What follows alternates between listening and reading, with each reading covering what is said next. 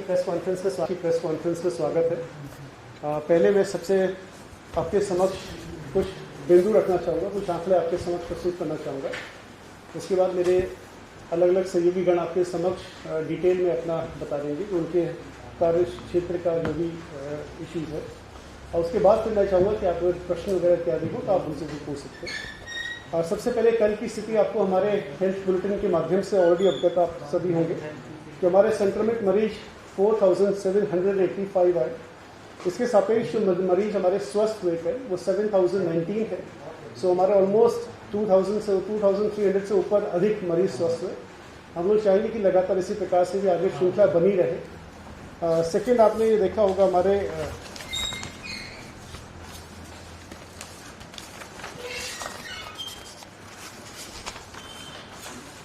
Second आंकड़ा जो आपके समक्ष रखना चाहूँगा, कल हम लोगों ने हमारी ई संजीवनी के बारे में, मैं बार बार आप सबसे लगातार उसके बारे में कह रहा हूँ, कल हमने ई संजीवनी में करीब 1200 का आंकड़ा क्रॉस किया। ये बहुत महत्वपूर्ण आंकड़ा इसलिए है बिकॉज हम लोग लगातार ई संजीवनी को बहुत ज़्यादा पुश कर रहे हैं। आप सभी को पता है कि हमारा राज्य में कई ऐसे रिमोट एरियाज़ हैं, बहुत ऐसे पर्वतीय क्षेत्र हैं जहाँ पर हमारा मेडिकल फैसिलिटी को एक्सेस करने हेतु अगर लोगों को किसी भी कठिनाई का सामना करना पड़ रहा है तो उसके लिए ई संजीवनी एक बहुत बड़ा बूम है, एक बहुत बड़ा उसके लिए काफ़ी अच्छा एक माध्यम है। सो इसी के तहत लगातार हम लोग ई संजीवनी को पुश कर रहे हैं और हमारा कल जो आंकड़ा 1200 के आसपास गया है। और मुझे बताते हुए अत्यंत हर्ष होता है कि पिछले कुछ समय में जो हमारे टोटल लोगों ने जिन्होंने ई संजीवनी के माध्यम से ओपीडी एक्सेस किया है वो ऑलमोस्ट 26,000 के आसपास है, जो कि काफ़ी बड़ा नंबर है। हम लोग आगे टारगेट कर रहे हैं कि लगातार इसको हम बढ़ाएंगे ताकि रिमोट में हमारे जो लोग हैं उनको हम टेली कंसल्टेशन के माध्यम से स्वास्थ्य सुविधा उपलब्ध करा सकें। पिछली प्रेस कॉन्फ्रेंस में आपके द्वारा कुछ आंकड़ों के संबंध में पूछा गया था, मैं उसको आपके समक्ष रखना चाहूँगा। हमारा पॉजिटिविटी दर जो एक समय पे 23% के आसपास था, अब वो घट कर गिर कर करीब 15% के आसपास आ गया है। हम लोग लगातार अपनी सैम्पलिंग बढ़ा रहे हैं। जैसे आपने देखा होगा कि हमारी सैम्पलिंग कल ऑलमोस्ट जो 35,000 के ऊपर थी। ऑल इंडिया एवरेज पे हमारी सैम्पलिंग आज की डेट में जो भारत स्तर पे दर है उसकी दुगनी स्तर पे हम लोग लगातार अपनी सैम्पलिंग कर रहे हैं। कुछ और आंकड़े आपके समक्ष रखना चाहूँगा। जो ओवरऑल जेंडर वाइज प्रोफाइल है मेल एंड फीमेल का, जो हमारा नया कोविड केसेस जो 1 अप्रैल 2021 से जो संक्रमित हुए हैं, सो हमारा मेल्स है 62% और फीमेल्स है हमारा 38%। ये मोटा मोटा मैं आंकड़ा आपको बता रहा हूँ। इसी प्रकार से कल पिछली प्रेस कॉन्फ्रेंस में एज वाइज डिटेल पूछा गया था, तो यदि आप नोट करना चाहेंगे एज वाइज डिटेल भी हमारे आपके समक्ष रखना चाहूँगा। 0 से लेकर 9 साल तक 1.6% लोग इन्फेक्ट हुए, 1.6। 10 से लेकर 19 साल तक है 7.3%। 20 से लेकर 29 साल में 21.9%। 30 से 39 साल में 24.2%। 40 to 49 एज ब्रैकेट में 18.5%। 50 to 59 के एज ब्रैकेट में 13.3%। 60 to 69 के ब्रैकेट में 8.1%। 70 to 79 के ब्रैकेट में 3.8% एंड 80 to 90 के ब्रैकेट में 1.1%। तो सब्सटैंशियल जिस ब्रैकेट में हमारे लोग इन्फेक्ट हो रहे हैं वो प्राइमरीली 3 हमारे ब्रैकेट हैं। 20 से लेकर 29 साल जिसमें 21.9% लोग इन्फेक्ट हो रहे हैं। 30 से लेकर 39 ईयर्स जिसमें 24.2% लोग इन्फेक्ट हो रहे हैं एंड 40 से 49 जिसमें 18.5% लोग इन्फेक्ट हो रहे हैं। यदि आप इसको कंपेयर करेंगे फर्स्ट वेव और सेकंड वेव की, जैसे लोग बात कर रहे हैं, यदि मैं एज वाइज आपको first wave and second wave का बताऊंगा, तो 0 to 9 के केस में फर्स्ट वेव में हमारे 2.1% थे। इस वाली सेकंड वेव में 1.6% है। हम लोग ये आंकड़ा आज की हेल्थ बुलेटिन में भी आपको प्रोवाइड कर देंगे। इसी प्रकार से 10 से लेकर 19% में अगर आप देखेंगे तो 8.6% हमारी फर्स्ट वेव में था एंड 7.3% हमारी सेकेंड वेव में है। थर्ड वेव में मोरलेस इक्वल है, करीब आपका 22% के आसपास है दोनों ही फर्स्ट एंड सेकेंड वेव में। थर्ड जो हमारा एज ब्रैकेट है 20 से 29। चौथा एज ब्रैकेट 30 to 39 में 23.4% फर्स्ट वेव में था एंड 24.2% सेकेंड वेव में है। तो जो नीचे के हमारे छोटे एज के जो ब्रैकेट है उसमें कोई सब्सटैंशियल डिफरेंस अभी देखने को नहीं मिल रहा है। तो ये डिटेल आंकड़ा हम लोग आपको हेल्थ बुलेटिन के माध्यम से आपको हम लोग उपलब्ध करेंगे। इसी प्रकार यदि आप हमारा डेथ का आंकड़ा यदि आप देखेंगे,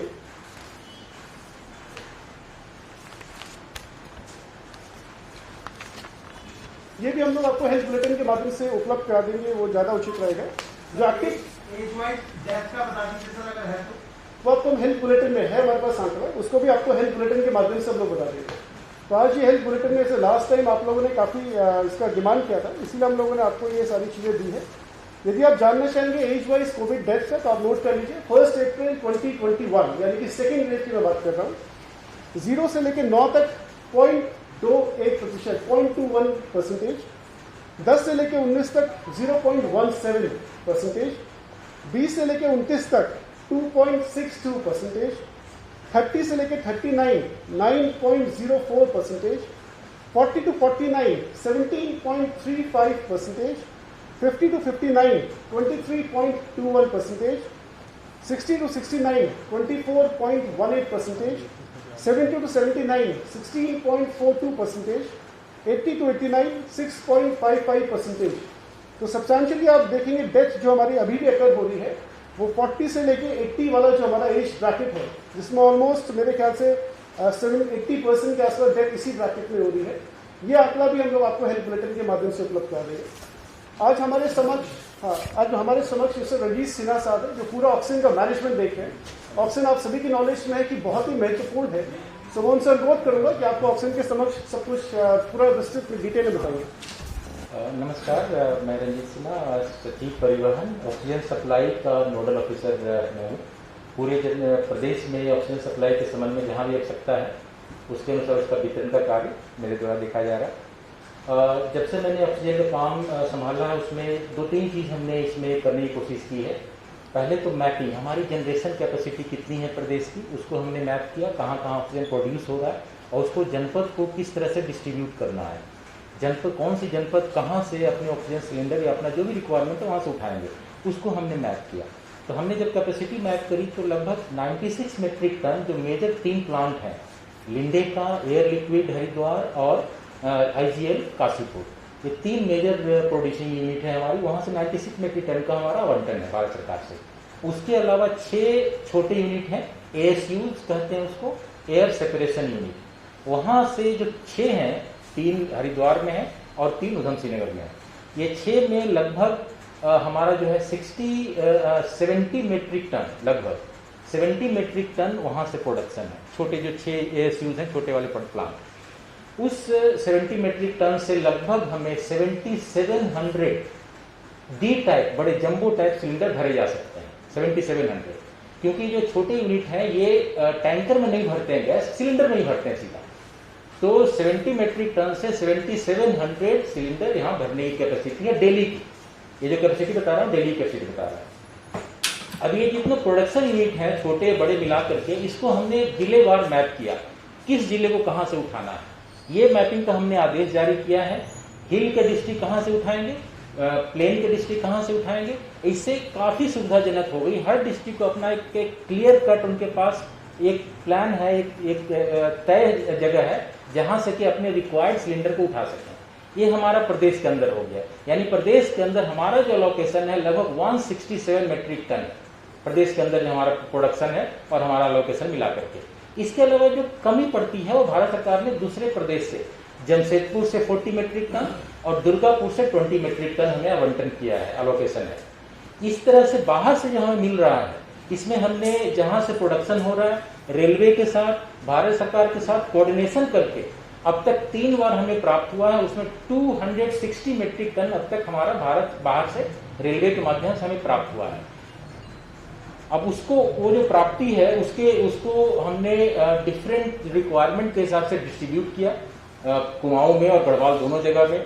हमारा एक लक्ष्य और रहा इस दौरान कि किस तरह से हम ऐसी व्यवस्था लागू बनाए कि जब पीक हो, जब ज्यादा आवश्यकता हो, तो हम उस समय क्राइसिस ना हो, तो हमने रिजर्व की व्यवस्था करी है।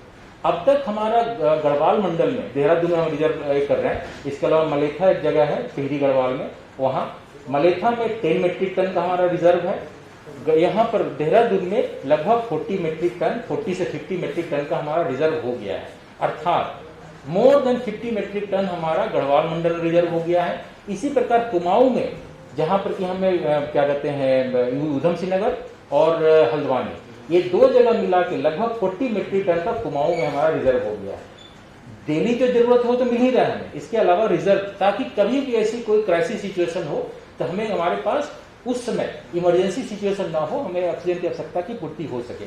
इस प्रकार से हमने, अब हम क्या कर रहे हैं, अब हमारा जो आगे प्लान है, अब तक हमारे पास जो इसके अलावा जो बड़े प्लांट और छोटे प्लांट में प्रोडक्शन हो रहा है उसके अलावा अब हम डिफरेंट हॉस्पिटल्स में जहां आवश्यकता है वहां पे हम पीएसए ऑक्सीजन जनरेशन प्लांट ही लगा रहे हैं, कैप्टिव, जो हॉस्पिटल के अंदर रहेगा, हॉस्पिटल के अंदर ही प्लांट लगा रहे हैं। इस प्रकार से अब तक हमारा भारत सरकार से जो अप्रूवल मिला है और उसका जो हमने काम किया है उसमें 11 हॉस्पिटल के अंदर पीएसए ऑक्सीजन जनरेशन प्लांट लग चुके हैं 11 जगह पे। उसका टोटल कैपेसिटी है 5180 एलपीए यानी लीटर पर मिनट।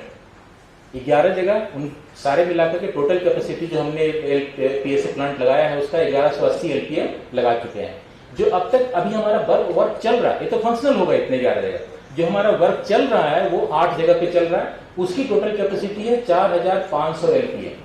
इसके अलावा जो अप्रूव्ड हो चुके हैं 11 जगह जहां पर सैंक्शन होनी है, 11 जगह में हमारा लगभग 9000 एलपीए की कैपेसिटी अप्रूव हो चुकी है, जिसमें काम शुरू होना बाकी है। इसके अलावा जो हमारी प्रपोज्ड है वो 15 जगह और प्रपोज्ड है, उसकी टोटल कैपेसिटी 6100 यानी 6100 एलपीए की जो प्रपोज्ड है। इस प्रकार से हमारा जो टोटल जो बन के आएगा, अगर हम 1-2 महीने का रेंज लें तो जो फंक्शनल है, जो वर्क इन प्रोग्रेस है, जो अप्रूव्ड है और जो रिक्वायरमेंट और जो प्रपोज्ड है, वो सब मिलाकर अगर हम देखें तो लगभग हमारा 47 जगह पे हमारा इन हाउस हॉस्पिटल में जो पीएसए ऑक्सीजन जनरेशन प्लांट है वो लग जाएगा, वो शुरू हो जाएगा। ये एक लेवल हुआ जिसमें कि हम जनरेशन प्लांट हॉस्पिटल में ही लगा रहे हैं। दूसरा हमारा प्लान ये है कि पूरी मैपिंग करें कि कहां पे स्टोरेज टैंक की जरूरत है। जैसे दून मेडिकल कॉलेज हॉस्पिटल में, दून हॉस्पिटल में 1 मेट्रिक टन का हमारा स्टोरेज टैंक है। अगर एम्स की बात करें तो 27 मेट्रिक टन का स्टोरेज प्लांट है। इस प्रकार से डिफरेंट हॉस्पिटल्स में है लेकिन कम है। इसको हमने प्लान किया है और कितने जगह ऐसे हैं जहां पर कि हमको टैंक चाहिए ताकि सिलेंडर पे डिपेंडेंसी कम जाए। तो इसका हमने जो प्लान किया है इसमें लगभग हमारा 8 जगह 8 हॉस्पिटल को आइडेंटिफाई किया जहां स्पेस अवेलेबल है, वहां पे हमने स्टोरेज टैंक की हमने व्यवस्था का प्रपोजल रखा है। इसको हम आगे निर्णय के लिए आगे प्रस्तुत करेंगे। अभी हमारा ये प्लान है, ये 8 जगह मिलाकर टोटल जो हमारा स्टोरेज टैंक क्रिएट होगा, जो बनेगा 147 मेट्रिक टन का क्रिएट होगा।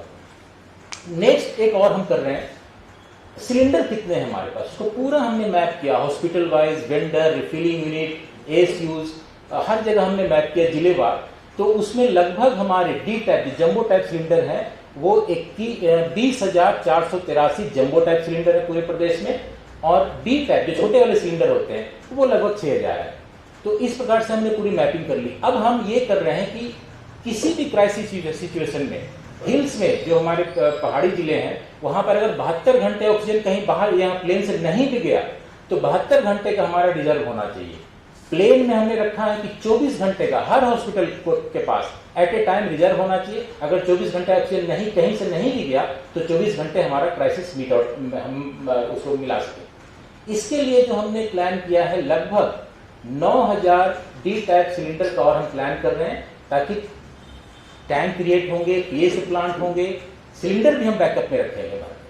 तो इस तरह से लेयर वाइज हमने एक क्राइसिस सिचुएशन को, जो भी ऑक्सीजन की डिमांड है उसको मीट करने के लिए हमने पूरा प्लान किया है। हमारा उद्देश्य पर्पस ये है, हमारा जो ऑब्जेक्टिव ये है, हर हॉस्पिटल में जहां भी हो सकता है हम या तो पीएसए प्लांट लगाएं, टैंक रहे उनका, प्लस सिलेंडर बैकअप में रहे। This is our plan. Layer में रहेगा, ये अगर गड़बड़ हुआ तो ये हमारा चलेगा, ये गड़बड़ हुआ तो ये चलेगा। इस प्रकार से हम ऑक्सीजन क्राइसिस को, जो नेक्स्ट अभी जो ये हो रहा है कि नेक्स्ट वेव आएगी, उसके लिए हमारा पूरा प्लान फुल प्रूफ हमने प्लान किया है। और इस प्रकार से कहीं भी अगर आज की तारीख में हम बात करें तो कहीं भी ऑक्सीजन की दिक्कत नहीं है। दिक्कत तो नहीं है, इसके अलावा हमने रिजर्व भी क्रिएट कर लिया है क्राइसिस सिचुएशन को बीट करने के लिए। फ्यूचर में अगर कहीं ऑक्सीजन की डिमांड आती है इसके लिए हम पूरी तरह से तैयार हैं। सर सारे प्लांट में सर बिजली की व्यवस्था, मतलब जनरेटर की व्यवस्था है कि अगर Yes. लाइट को होती है तो हमारे पास जनरेटर सिस्टम होगा सर? यस, जितने 11 जगह जो चल रहे हैं अभी हमारा जो शुरू हो चुका है पीएसए प्लांट, सब जगह बिजली है। बैकअप के लिए रिक्वायर्ड जितना केवीए का जनरेटर चाहिए वो है। सर एक सवाल राज्य में ऑक्सीजन आने बाहर कितनी ऑक्सीजन भेजी है हमने? देखिए, हमारा जो 3 मेजर प्लांट है वो भारत सरकार से अलोकेशन होता है। लिंडे की कैपेसिटी 165 मेट्रिक टन की है, वहाँ से हमें 40 मेट्रिक टन का अलोकेशन है। बाकी जहाँ पर रिक्वायर्ड, क्योंकि हमको पूरे ए को देखना, पूरे देश को देखना है। पंजाब जो एडजॉइनिंग स्टेट है जहाँ पर कि नहीं है जनरेशन प्लांट, सर आपने कोटे में से दिया हमने किसी राज्य को ऑक्सीजन? नहीं, हमारे कोटे से हमने नहीं दिया है। एक जो जैसे ASU प्लांट है जो भेल का BHEL का है, उनकी कुछ अपनी हॉस्पिटल्स थी, उसमें भी हमने ये किया है, जो अगर हमारी कैपेसिटी से स्पेयर बचती है, हमारी कैपेसिटी अगर हम मान लिया हमने यूज़ कर लिया, तो कुछ सिलेंडर आप बाहर भेजना है, हमारी हमने यूज़ कर लिया, हमारी ज़रूरत नहीं है, तब उनको हमने वो एक किया, अलाउ किया है कि वो होने पर, क्योंकि हम तो ऐसा नहीं कर सकते कि दूसरे स्टेट में कहीं ज़रूरत है, नोएडा में उनके कुछ हॉस्पिटल हैं तो उनको रोक दे। हमने ये किया है, हमारी आवश्यकता पूर्ति हो जाए तो कुछ सिलेंडर आप दे सकते हैं। सर 180 मीट्रिक टन पूरा हो रहा है हमारे पास ऑक्सीजन? 180 हमें जैसे हमने बताया 167 तो हमारा ही है। इसके अलावा जो बाहर से आया है तक 260 मेट्रिक टन हमें आ गया है, मिल चुका है अब तक। आज शाम में या कल सुबह 80 मेट्रिक टन और आने वाली है। तो जैसे जैसे हमें आवश्यकता पड़ रही है वैसे वैसे हम मंगा रहे हैं, तो कहीं कोई दिक्कत नहीं। सर बीच में सेंटर पर एक पत्र लिखा जाता है कि हम वेस्ट बंगाल से क्यों ऑक्सीजन करें, हम यहीं से हमारी उसकी क्या प्रोसेस है? देखिए, उसमें बात चल रही है अभी, हालांकि ईज आउट हो गया, अभी कोई दिक्कत नहीं है। लेकिन उसमें भी भारत सरकार का डिफरेंट जो लोकेशंस हैं कंट्री में उसको देख कर करती है, तो वहाँ पर कार्रवाई चल रही है। उसमें जैसे ही कुछ निर्णय होगा, क्योंकि हमने बात रखी है अपनी, निर्णय कुछ होगा उनको सारे स्टेट को देखना है, सिर्फ उत्तराखंड नहीं, तो उसके हिसाब से वो उनके द्वारा किया जाए। जैसे ही कोई निर्णय होगा तो हम कम्युनिकेट करेंगे आपको। SDRF द्वारा जो कार्रवाई की गई है, आज मैं उसके बारे में आपको ब्रीफ करना चाहूंगी। सबसे पहले कोविड संक्रमण की रोकथाम के लिए SDRF ने 20 गांव को गोद लिया है। हमारा मुख्य उद्देश्य यही है कि शासन द्वारा समय समय पर जो दिशा निर्देश जारी होते हैं, जो SOPs बनाई जाती हैं, उनका धरातल पर अनुपालन सुनिश्चित किया जाए। इस उद्देश्य से हमारे SDRF के कर्मी इन गांव में परमानेंटली स्टेशन किए गए हैं। जैसे कि नियम है कि अगर कोई प्रवासी बाहर से आता है, उसको पहले 7 दिवस के लिए क्वारंटीन सेंटर में क्वारंटीन होना होगा, ये अनिवार्य है। तो ऐसे क्वारंटीन सेंटर्स में हमारे SDRF के कर्मी उनके लिए योगाभ्यास कराएंगे, साथ ही साथ उन्हें जागरूक रखेंगे। और गांव में भी अन्य लोग जिनमें सिम्टम्स हों, चाहे उन्हें दवाई उपलब्ध ना हो रही हो, चाहे वो इसके बारे में नहीं जानते हो, तो उनको जागरूक करना, साथ ही साथ होम आइसोलेटेड ऐसे व्यक्ति जो नियमों का उल्लंघन कर रहे हो उन्हें भी जागरूक रखना। जो कोविड पॉजिटिव पेशेंट्स हैं, उनके परिवारजन कैसे अपना बचाव कर सकते हैं, कैसे दवाइयां लेकर प्रिवेंटिव मेजर्स ले सकते हैं, और उन्हें भी ऐसे जब ऐसी स्थिति आती है तो उन्हें भी घर पे ही रहना चाहिए अधिकतर। तो इस प्रकार से हम लोगों को जागरूक करने का भी प्रयास कर रहे हैं। हमारे कर्मी गांव में पहुंच गए हैं और प्रथम चरण में सभी गांव में सैनिटाइजेशन की कार्रवाई की गई है। सैनिटाइजेशन की कार्रवाई करने के पश्चात सभी ग्राम प्रधानों से समन्वय स्थापित करके गांव की समस्याओं को समझने का प्रयास किया गया है। और इस उद्देश्य को पूरा करने के लिए हमारा प्रयास यही रहेगा कि स्थानीय प्रशासनिक एवं पुलिस अधिकारियों, ग्राम प्रधानों, कोविड निगरानी समितियों के साथ हमारे कर्मी अच्छा सामंजस्य स्थापित करें और गांव के लिए एक सुरक्षा कवच बनाने का प्रयास अपने लेवल पर करें। मैम, ये जो 20 ड्रिल आपने बताई, कहाँ है, किस तरह से किस मानक के आधार पर वो आपने देखा? हमने अभी जैसे रीसेंट ट्रेंड देखा कि पहाड़ों में संक्रमण स्प्रेड हो रहा था, उसी को रोकने के लिए हमने 9 पहाड़ी जिलों के गांव को चिन्हित किया है। ऐसे गांव चिन्हित किए गए हैं जहां पर प्रवासी अधिक मात्रा में वापस आए हैं। मैडम, उत्तराखंड में 95 ब्लॉक है, अगर बात करूं तो 10,000 से ज्यादा गांव होंगे। 20 गांव आप लोगों ने गोद लिए हैं, 450 के करीब मेरे ख्याल से फोर्सेज होगी या 10,500 से ज्यादा SDRF के जवान होंगे।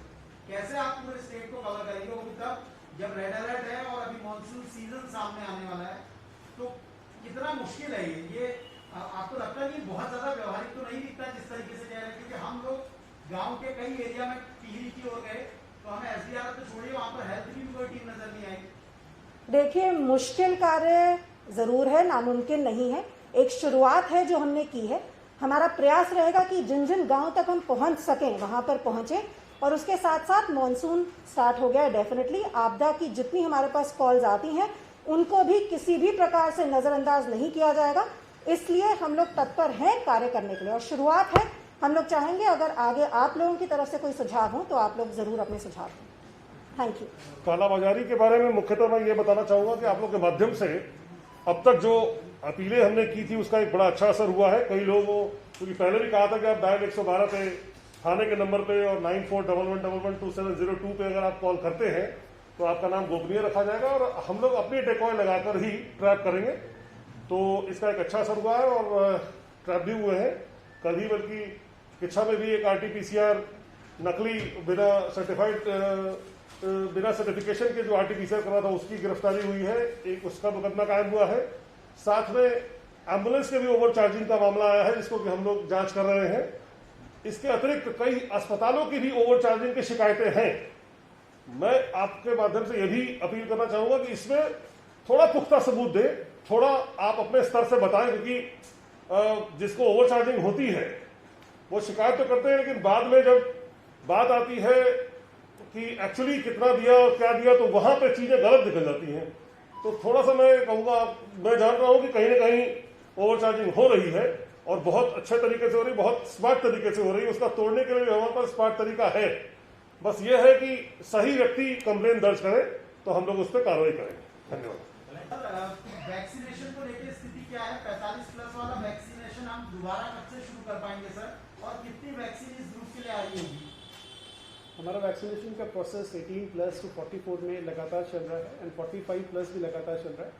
45 प्लस के हमारी जो की सुबह की अवेलेबिलिटी ऑलमोस्ट 60-70,000 के आसपास थी एंड हमारा 40 नीचे वाली कैटेगरीज में करीब 1 लाख से ऊपर हमारे पास वैक्सीन उपलब्ध है।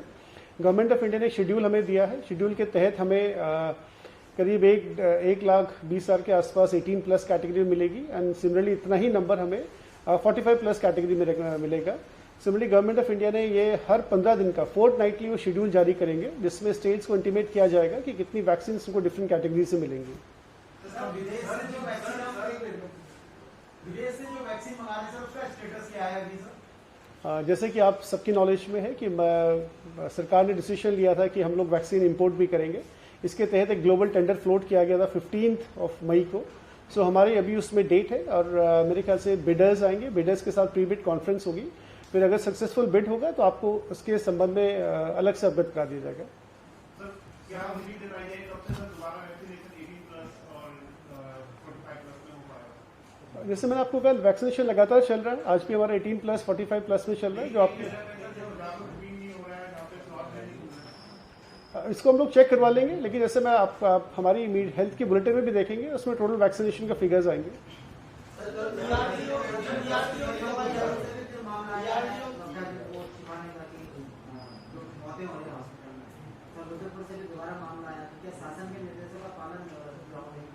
मैं अगेन आपके सभी के संज्ञान में लाना चाहूँगा कि हम लोगों के पास लगातार जिस प्रकार की इन्फॉर्मेशन आती है, और मैंने पहले ही बताया था कि जो हमारा पोर्टल है गवर्नमेंट ऑफ इंडिया का, उसमें रिस्पॉन्सिबिलिटी रेस्पेक्टिव हॉस्पिटल्स की है अपनी डेथ और अन्य जितनी भी चीज़ें हैं, चाहे वो आपका पॉजिटिव केसेस है, सबको अपलोड करने की। एंड इसके तहत मैंने लास्ट टाइम भी प्रेस कॉन्फ्रेंस में आपको सभी को अवगत कराया था कि राज्य सरकार के द्वारा बहुत कड़े निर्देश हमने सारे हॉस्पिटल संचालकों को दिए हैं कि यदि किसी प्रकार की कोताही होगी तो उनके खिलाफ बहुत स्ट्रिक्ट कार्रवाई की जाएगी। इसी के तहत ही आप देख रहे होंगे कि सभी हॉस्पिटल्स अपना जितना उनका पुराना बैकलॉग भी है उसके बारे में अवगत करा रहे हैं और जो डेली हम लोग हेल्थ बुलेटिन में आपके सामने प्रस्तुत कर रहे हैं।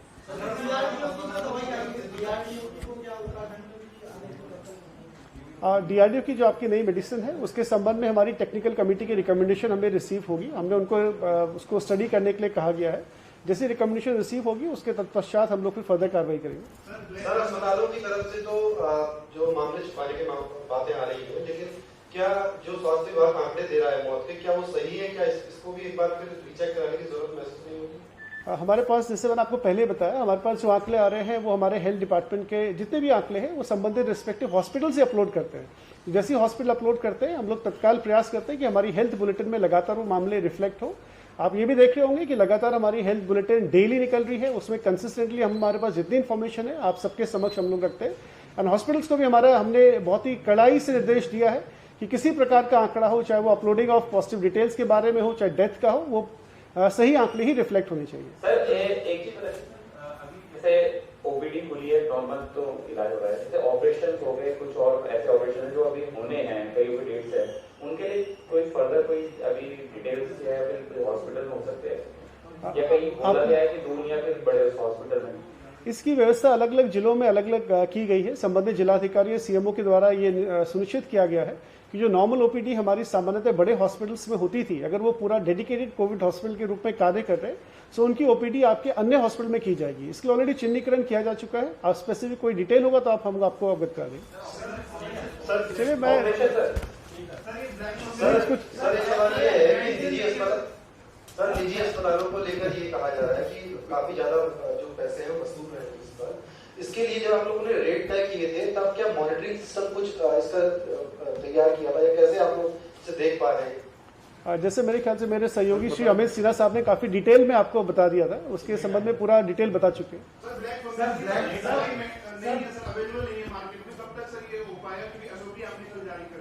हमारे द्वारा ब्लैक फंगस की एसओपी भी स्टेट गवर्नमेंट की टेक्निकल कमेटी के रिकमेंडेशन के बाद जारी हो चुका है। हमें गवर्नमेंट ऑफ इंडिया रिक्वेस्ट किया था, हमें 50 वाइल्स ऑलरेडी मिल चुके हैं गवर्नमेंट ऑफ इंडिया से, जो हमारे पास आ चुके हैं। सेकेंडली, गवर्नमेंट ऑफ इंडिया से हम लोगों ने एडिशनल एलोकेशन करीब 500 के आसपास और रिक्वेस्ट किया है एडिशनल सेक्रेटरी को। इसके साथ ही साथ एम्स ने सब्सटैंशियल डिमांड आज स्टेट गवर्नमेंट को करा है। उस स्टेट गवर्नमेंट की उस डिमांड को ऑलमोस्ट 7500 वाइल्स का डिमांड, उनके सेशंस का डिमांड किया गया। हमने अकॉर्डिंगली उस डिमांड को भी गवर्नमेंट ऑफ इंडिया को प्रेषित कर दिया है। हम लोग मान के चल रहे हैं और गवर्नमेंट ऑफ इंडिया से लगातार बात भी कर रहे हैं कि सब्सटैंशियल एलोकेशन हमें इस मेडिसिन के रूप में करेंगे। पेशेंट मिल नहीं पा रहा सर, पेशेंट जो है कई पेशेंट है इंद्रेश अस्पताल में भी कई पेशेंट उनको मिल नहीं पा रहा है। कल से वो लोग दवाई के लिए अप्रोच कर रहे हैं लेकिन उनको मिल नहीं पा रहा। आप कह रहे हैं कि अवेलेबल है तो सर उनको मिल नहीं पा रहा। इसमें जैसे मैंने आपको पहले भी बताया था, हमारा दवाई का एक मैकेनिज्म बना है, बिकॉज लिमिटेड क्वांटिटीज में है। यदि वो मैकेनिज्म के थ्रू अप्रोच करेंगे कि संबंधित जो रिस्पेक्टिव हॉस्पिटल्स है वो हमारा जो हमारे मैकेनिज्म हम लोगों ने बनाया है इस मेडिसिन के लिए, तो उनको अवश्य मिलेगा। हमारे पास सफिशिएंट मेडिसिन अभी अवेलेबल है। सर वो दो कंपनियां जो उधमसिंह नगर और हरिद्वार में ब्लैक फंगस से रिलेटेड दवा बनाती है, जिसके लिए आपने कहा था हम सरकार से कहेंगे, उस पर क्या प्रोसेस है सर? क्या बनना शुरू हो गया, होगा तो कब तक होगा? क्योंकि कई राज्यों की भी डिमांड उस पर निर्भर होगी अगर शुरू होता है। आप बिल्कुल उचित कह रहे हैं। हमारे पास फॉर्चुनेटली ऐसी कंपनीज हैं जो ब्लैक फंगस की मेडिसिन बनाती है। हमारे द्वारा इमीडिएटली जैसे ये जब डिजीज बढ़ना स्टार्ट हुआ था, गवर्नमेंट ऑफ इंडिया का रिक्वेस्ट किया था एंड गवर्नमेंट ऑफ इंडिया की आज टीम हमारे स्टेट में आ रखी है, जॉइंट इंस्पेक्शंस वगैरह चल रहे हैं। हमें हमारा ये मानना है कि शीघ्र ही हमें इसमें परमिशन मिलेगा and probably within a week हम लोगों का मैन्युफैक्चरिंग स्टार्ट होना चाहिए।